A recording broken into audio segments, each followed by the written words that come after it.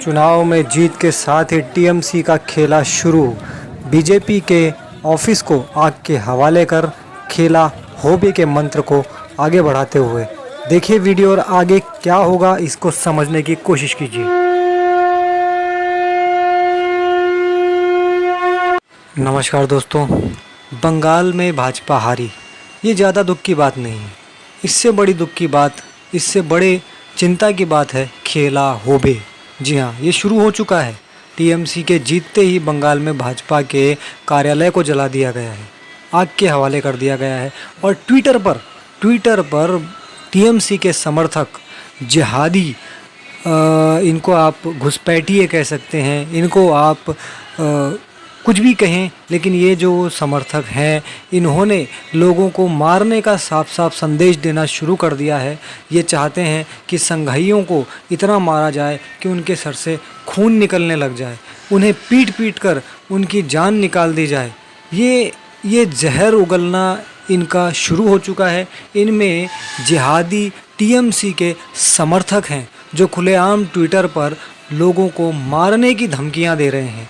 इतना ही नहीं, कुछ लोग तो चाकू की फ़ोटो शेयर करके ये बताना चाह रहे हैं कि इन्हें काट दो, इन्हें चीर दो, इन्हें चाकू गोद कर मार दो। और ये कोई टीएमसी के लिए नई बात नहीं है। जी हाँ, टीएमसी ये कार्य लंबे समय से करती आ रही है। ये हम सब ने देखा। चुनाव के पहले, चुनाव के दौरान भी ऐसे कार्य हुए हैं। कई सारे भाजपा और आरएसएस के कार्यकर्ताओं को, कई सारे हिंदुओं को काट दिया गया, मार दिया गया, बम से, गोलियों से, जैसा इनसे हो सका उस प्रकार से इन्होंने इन लोगों को मारा है। और ऐसे कई सारे केसेस आप स्क्रीन पर देख सकते हैं। अनगिनत ऐसे मामले चुनाव के पहले, चुनाव के दौरान सामने आए हैं जिनमें इन्होंने भाजपा और आरएसएस के कार्यकर्ताओं को निर्दयता से मारा है। चाहे वो औरत हो, चाहे वो आदमी हो, चाहे वो जय श्री राम बोले, चाहे वो तिरंगा फहराए, चाहे वो भारत माता की जय बोले, किसी को इन्होंने नहीं बख्शा। इन्होंने सबको मारा है। औरतों के बलात्कार जैसी जघन्य अपराध भी हुए हैं।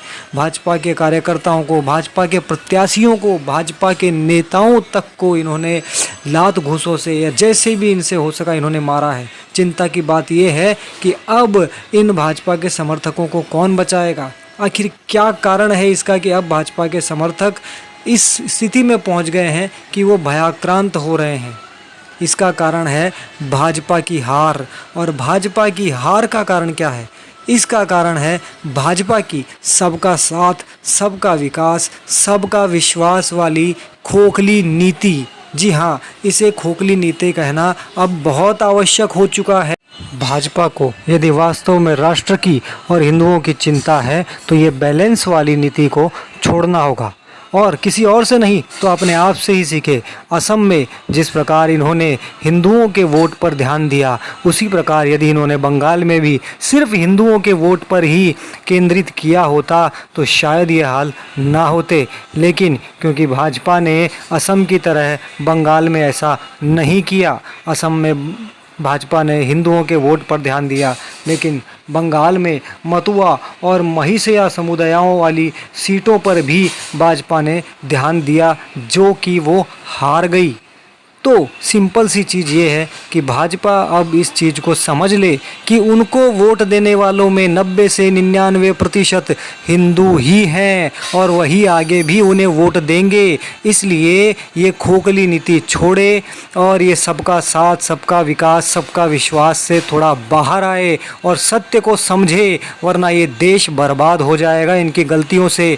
अब इनके समर्थकों का क्या होगा? बंगाल में कौन जिम्मेदार होगा उनके साथ होने वाली गलत चीज़ों का? अब देखिए स्क्रीन पे आपको दिख रहा होगा कि किस प्रकार ये कह रहे हैं कि तुम 100 करोड़ हो ना, कुछ ना उखाड़ पाए। हम 30 करोड़ हैं तो भी हमने सत्ता जीत ली।